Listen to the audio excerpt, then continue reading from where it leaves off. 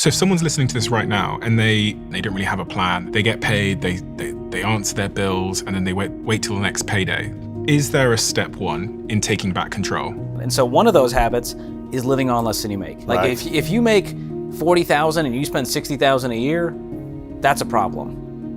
You cannot manage your money if you're not measuring it. You can't really understand what you're doing and where you're going if you're not tracking what it's doing.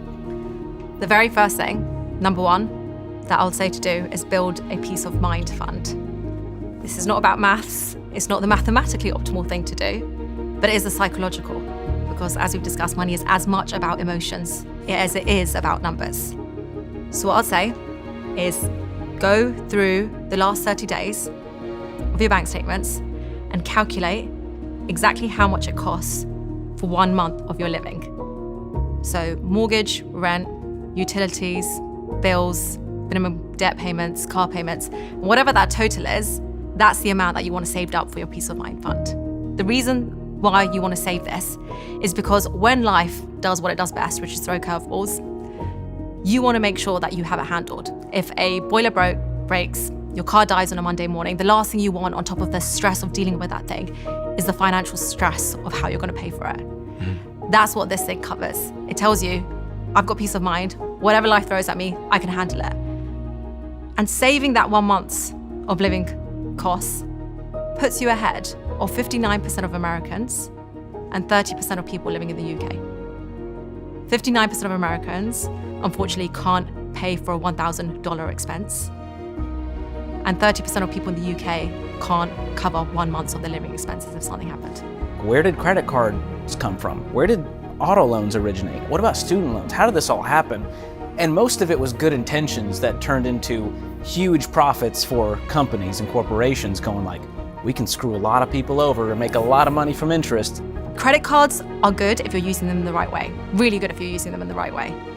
And that means the points that you're using, the rewards that you get for it, the bonuses that you get from it, all really helpful, only if you're paying them off in full every single month. If you're not using that, or if you're not doing it in that way, which is kind of what they want you to do, because they want you to miss these payments, because that's how credit card companies make money, by your missed payments. If you're not doing that, then the benefits just don't weigh up. Okay. It doesn't make sense. Use credit cards, but use it in a way that stacks up in your favor, not in the credit card company's favor, because it does encourage extra spending otherwise. Step 2, this is where we do move into the mathematical optimal thing. This is you cut the financial bleeding.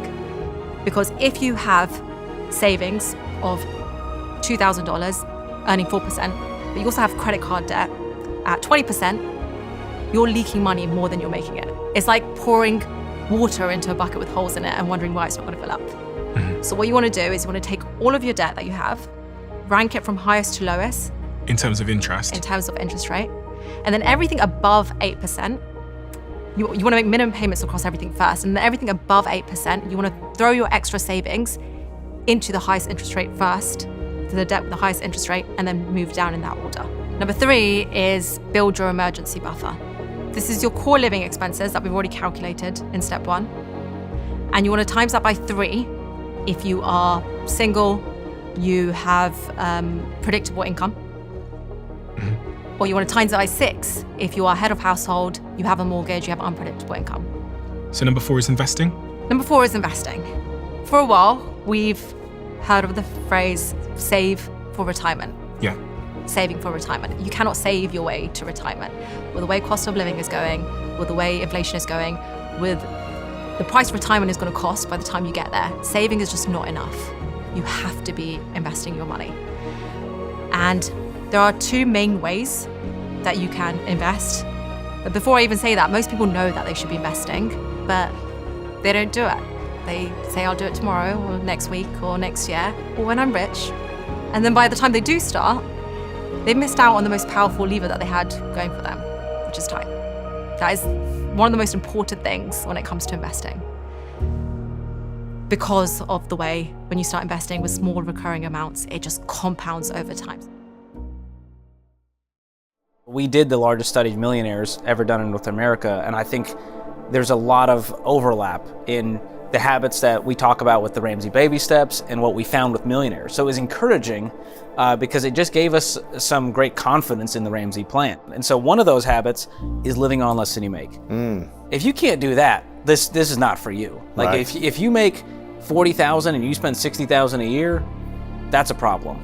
The other one we found is delayed gratification. For that first one, why do you think people feel the need to spend more than they actually make?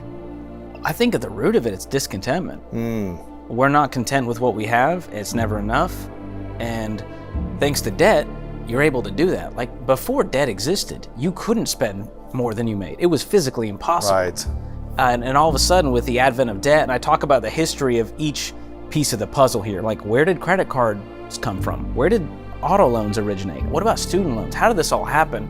And most of it was good intentions that turned into huge profits for companies and corporations going like, we can screw a lot of people over and make a lot of money from interest if we convince them they need that newer car. And look at colleges. What do? They raise prices because you can get as much student loans as you want. Sally Mae's happy to give you the monopoly money, so colleges go, let's double the price. People will pay for it. Yeah. And so because of that, people just have been spending more than they made for a long time now and putting it on the tab and going, I'll worry about that later. Okay. What's the second habit?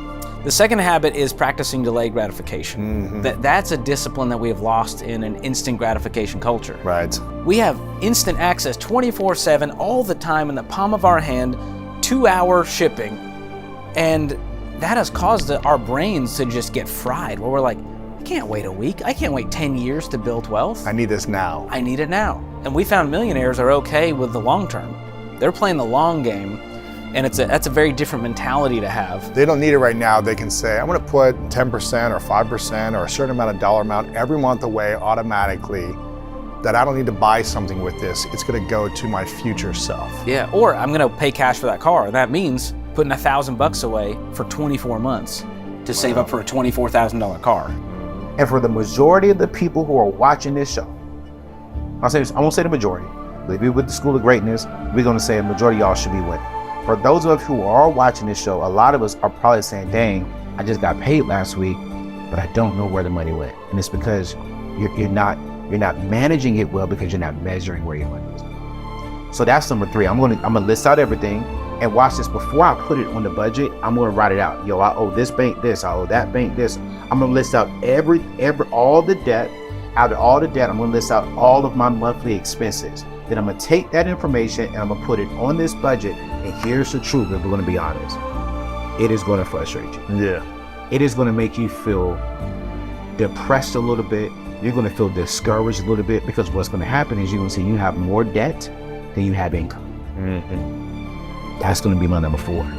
Once I see that I have all this debt, I'm gonna measure, okay, what is the income strategy that I need to come up with that is gonna create margin to help me pay off my debt. As soon as they believe that it's going to work,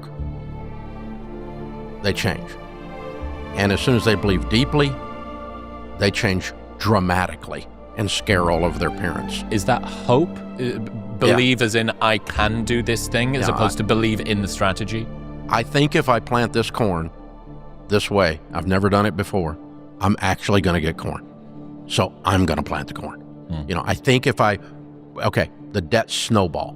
I'm going to list my debts smallest to largest, pay minimum payments on everything but the little one, attack the little one. It's not mathematically correct. Well, actually, it technically is. I'll tell you in a minute. But but it's not. You know, we're paying. What about the highest interest rate? Shouldn't we pay that off first? No. You need a win, so you believe. You need to get the locus of control straight. You need to get a sense of agency, a sense of I can control the controllables. I am actually driving this bus. I am not a victim of the culture. I can actually control, and I can actually pay this stupid car. You pay off a little $500 credit card. You go, okay, that's one down. Maybe let's try it again. And then you pay off a $1,500, and then boom, you knock out a $3,500 motorcycle payment. And then and then as the more the proof is in there, the more they get fired up, the deeper they sacrifice, the faster they go. And we all do that. And probability of completion there is much higher than the probability of completion of paying off the highest interest rate first, because it might take 3 years before you get a win. And so when you factor in probability of completion, the debt snowball is mathematically superior to doing it the other way. But nobody puts in probability of completion in the mix. It's psychologically superior. right? Yes, and people actually do it. They don't do the other one. Yeah. That's the difference. Look, I've had a number of conversations. Richard Dawkins was one of the people that I had this conversation with, and I tried to explain to him why trying to force people either out of faith or into whatever worldview it is that he wanted through raw, what he would consider rationality, is fundamentally uncompelling, because what you're telling people to do is to deny the thing that's most real to them, which is story, narrative, persona, legend, archetype, and rely on the thing which is most unreal to them, which is statistic, probability. We have no sense of that, and I think that you have.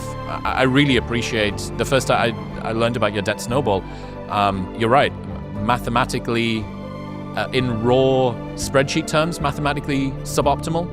But as soon as you fold the complexity of a human and our motivation system into it, it makes way more sense. And again, probability of completion. So as a result, and so that's what it is. That's why the 7 baby steps. That's why the clear path. That's why we went back to that same motivation on the business outline we just did. Was we're still trying to show, okay, I'm a treadmill operator now. When I'd level up on my time management, I get my first team member, I get to move to the next level. This is working. This is working. I'm gonna work this system. I see a believable system, and I'm gonna plug into it. If you go to the gym and you run for 2 hours on a treadmill, and you change your diet and eat sawdust and crappy tasting food because it's healthy or whatever, and then you gain weight, you will quit. You would only do those punishing activities unless you're a masochist. You would only do punishing activities in order to win. No discipline seems pleasant at the time, but it yields a harvest of righteousness.